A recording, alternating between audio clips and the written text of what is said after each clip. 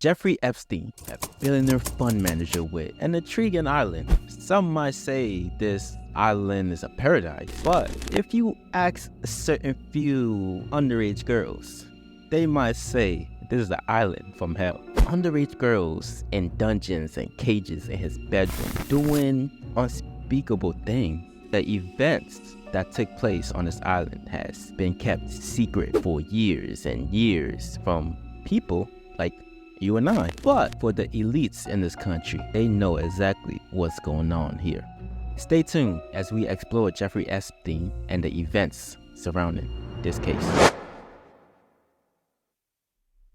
Jeffrey Epstein, growing up, was often described as a generous, quiet, nerdy kid. He was just an average boy, very smart in math, slightly overweight with freckles, but he was always smiling. So, how did a young boy come to become this monster that he is painted to be today? Was he always like this? Well, let's say we saw signs of a monster in making. For example, early in his career, he was allegedly showing inappropriate behavior toward female students, paying them constant attention, and even showing up to parties where we know young girls will be at. Former students have often described him as someone who's constantly flirting with female students. Perhaps this was a foreshadowing for the events we will see years later. Years later, Jeffrey Epstein has made billions of dollars, and he has the country's wealthiest people as his clients, his associates. When you have this much power, wealth, and influence, is there really anything you can't have in this world? Well, I believe when he has this much influence and has this many associates, he's definitely going to use it to his advantage. Although he keeps his associate list under wraps, he often likes to show off his social circle. His friends include world presidents, Hollywood A-listers, you name it. Epstein has been spotted with former President Bill Clinton on many occasions, and Prince Andrew.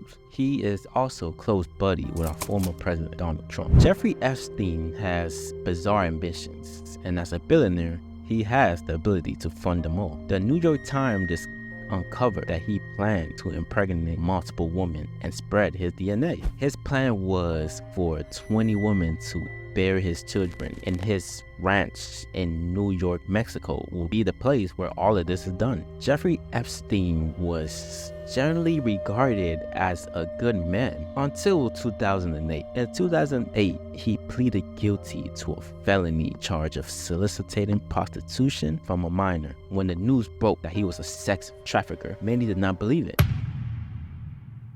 However, his arrest opened another side of him. There were more of him than philanthropy and his lavish lifestyle. On March 15, 2005, the Palm Beach police began their first investigation on Jeffrey Epstein. At that time, they received stories linking the billionaire to sexual behaviors with underage females in his mansion. The first was this woman who said the billionaire molested her stepdaughter when she visited him. The story goes that Epstein invited this underage girl to his house under the guise that they would give him massages. The exercise started as agreed, but minutes later it turned sexual. Some of the girls told police that Epstein used sex toys on them while he got the massages. Several other girls said that he touched them inappropriately. Epstein paid the girls between $200 to $1,000 per session. All these happened in his Palm Beach residence. Former staff member recalled that Epstein received more than 3 massages per day. So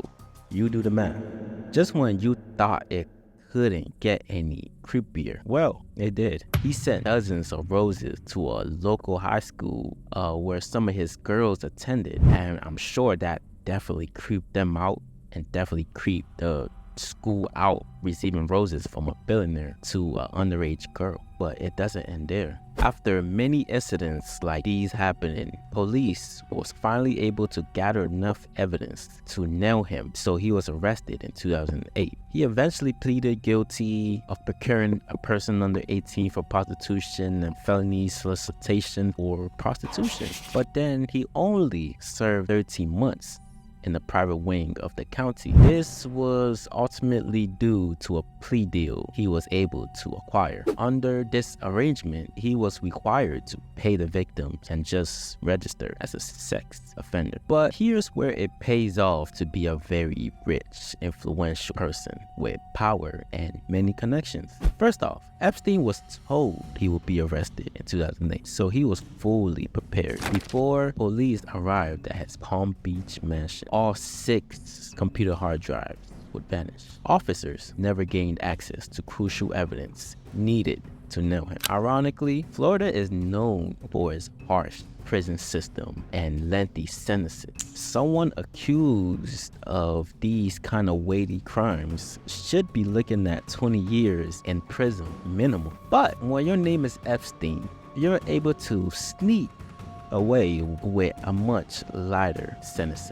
Instead, he basically got a slap on the wrist. His time in prison, he was basically given VIP treatment. He was awarded daily work release plus access to another room with a television during his time in prison. Epstein was allowed to leave the county minimum security for 12 hours per day. At the request of his attorney, he would stay in the T dorm. That's just an area where you're away from other inmates.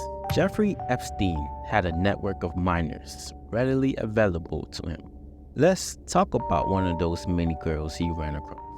One such victim was Jennifer Arose. Jennifer said a woman brought her to Epstein's house several times when she was 14 years old. He promised to pay her $300 after each visit. She didn't do anything specifically special for him, so she would constantly wonder why she earned this much. Each visit involved regular conversations about her life and goals. Jennifer was comfortable with the conversations.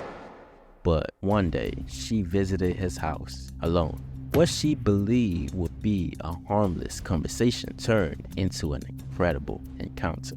Like many women who have accused Epstein of sexual behavior and abuse, Jennifer said he asked her to strip down and get naked for him and massage him. She was shocked, but she obliged. Suddenly, he grabbed her and as if that's not all, Brad Edwards, who was some of the victim's attorney, shared an experience about this. He alleged that Epstein has had many improper sexual contact with female visitors in his office, even when he was serving his 13-month jail sentence. Part of his plea deal granted him a work release privilege, as I mentioned before. This meant he could work from the office during the day. While in his office, he welcomed many visitors that will have sexual relationships with him, underage or of age. I don't think it really mattered. Epstein's Island.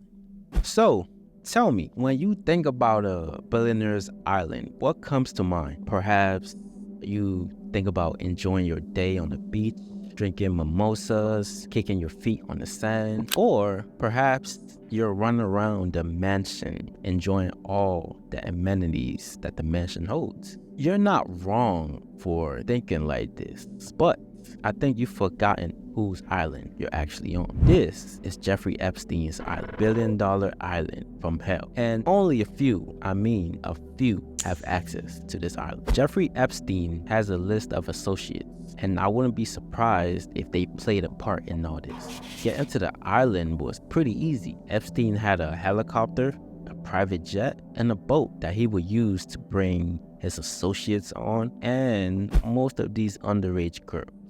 Matter of fact, one of the witnesses claimed to see an underage girl as young as 11-year-old, part of the group of girls that he brought onto his island. For years, Epstein has been able to live freely, even with all these sexual assault allegations. until he was eventually denied bail and was sent to prison. He allegedly committed suicide, but I don't think he committed suicide. I think he might have been murdered, but there are too many unknowns about this case. But what I do know is Epstein knew too much about what's going on, and he had too much dirt on many powerful people in high places. So I wouldn't be surprised if they decided to cut loose strings. So let me know what you think about this whole situation. I'll catch you guys on the next one. Peace.